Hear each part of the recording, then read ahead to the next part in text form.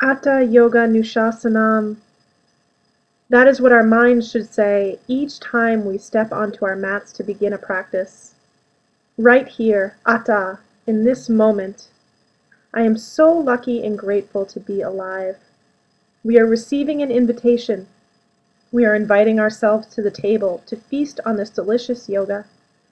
Ah yes, we are so blessed to have this food for the body and the soul.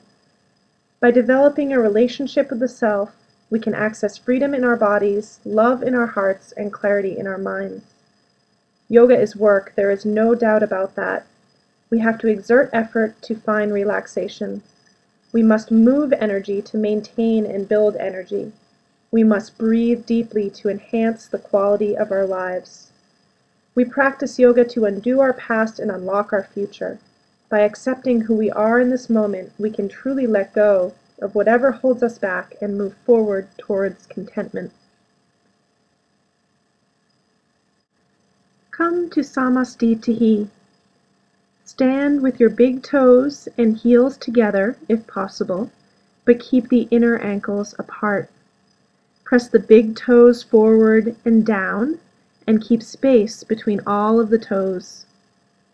Feel the ball of the foot and the heel ground down, and feel the arch of the foot lifting. There is so much information that exists simply in the feet. The feet give us insight into our pelvis, so pay attention. Symmetry in the feet will indicate a balanced pelvis and less lower back pain. Every pose carries the same patterns, and a lot can be understood in your body by observing your stance in Samastitihi. Are your knees locked? They should be soft. Engage the quadriceps instead and lift your kneecaps up. Your pelvis should be neutral, not tilted forward or back. Can you imagine the groins pressing back and the pubic bone lifting? Can you slightly tuck your tailbone so it points downward at the same time? Notice your floating ribs now. Keep them in so that the lumbar spine can press back gently. The kidneys lift and maintain just a slight arch in the lower back. We want the natural curves of the spine to exist, but we don't want to overarch the spine in any direction either.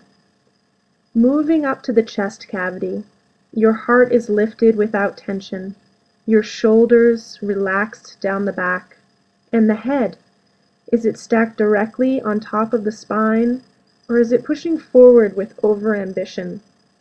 Keep your chin slightly tucked and the back of the neck long. So much to think about. Now that we have aligned our spine, just breathe. Fully, freely, long and even, without pause, listening to the sound of your Ujjayi breath. And now, Surya Namaskar A. Ekam inhale, arms up. Dwe exhale, hinge forward at the waist, tuck your chin. Trini inhale, gaze up. Chetwari exhale, step or jump back to Chaturanga. Ah, such a difficult pose. It takes such strength and alignment to hover above the floor and honestly take our full exhale before initiating the inhale we need to move to upward dog. Let's try not to rush Chaturanga because there is so much to learn. Find that perfect 90-degree angle with your arms. Shoulders should remain back and chest lifted. The head faces forward, not down, and the gaze is at the tip of the nose. The forearms should be perpendicular to the floor, very close to the bottom ribs. Your upper arms will be in line with the spine. Of course, we strive to keep our elbows in close to the sides. As you exhale and lower, your belly should move back towards the spine, engaging Uddiyana Bandha. This will keep you feeling light and keep you from sagging in your back as you lower. Keep the same integrity in your spine as you had in Samastitihi. Press back with your heels and keep your legs strong. You will need them for upward dog. Before you even start pressing into upward dog, the inhale begins. Upward dog or Urdhva Mukha Svanasana starts at the feet. You roll over the tops of the toes symmetrically, not one at a time, keeping your ankles stable. It is important to not let the feet sickle in or out. Press evenly into the toe bed. Even your pinky toe should be pressing down. We have to use the floor as a prop to help combat the gravity. Press down to go up. This poses much more in the legs than you expect.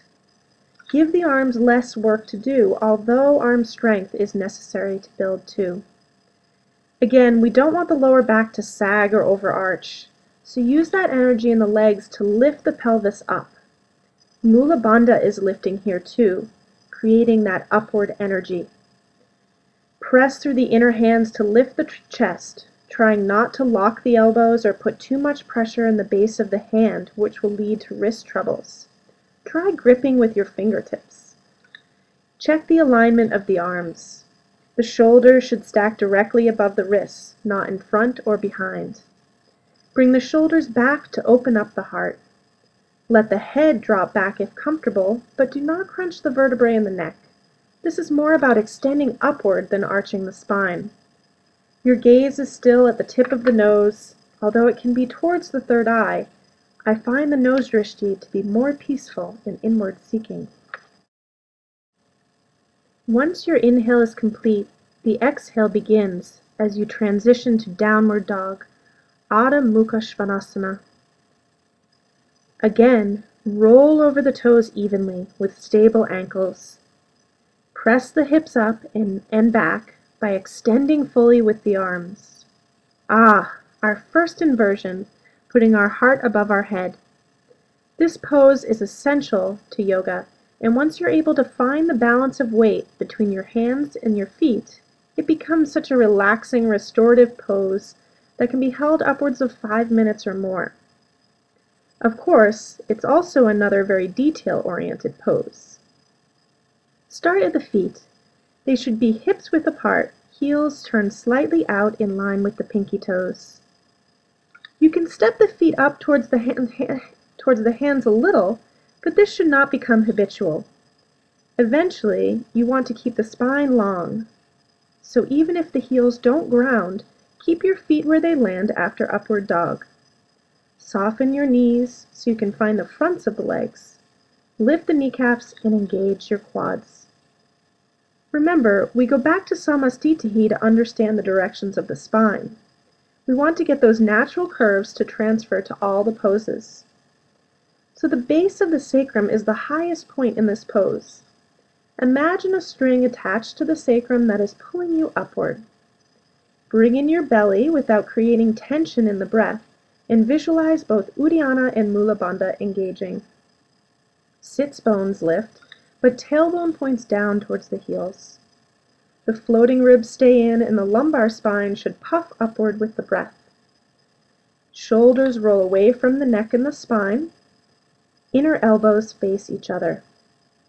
Your middle fingers point straight ahead, and the other fingers spread an even distance from each other. Press through the point in the web of the hand between the thumb and the index finger. Keep the pinky side of the hand light. Take 5 breaths or more in downward dog. On your last exhale, look up to the hands. Inhale, step or jump the feet to the hands, and exhale, fold, tucking your chin. Inhale, raise up with the arms, reach for the fingertips, press the palms, and exhale. If you are still just developing your strength, it's okay to add in some modifications. For one, bend your knees as you fold forward, and simply step back to plank. Come down onto your knees first, and then all the way to the floor instead of hovering in chaturanga. For upward dog, just press your chest up, leaving your pelvis down. In down dog, bend your knees a lot to find length in the spine. Feel your body first before jumping around in vinyasas. Each day will be different than the next. Some days we need to protect and preserve. Other days we need to break down and rebuild. Yoga is about letting go of your expectations. Remember abhyasa vairagyabhyam ta nirodha. To succeed in yoga, we must take on 2 things: consistent practice and non-attachment to the results. Back in Samastitihi. Let's watch one full sun salutation without pause. Ekam inhale, dve exhale, trini inhale, chatwari exhale, pancha inhale, shat exhale. 1, 2, 3, 4, 5.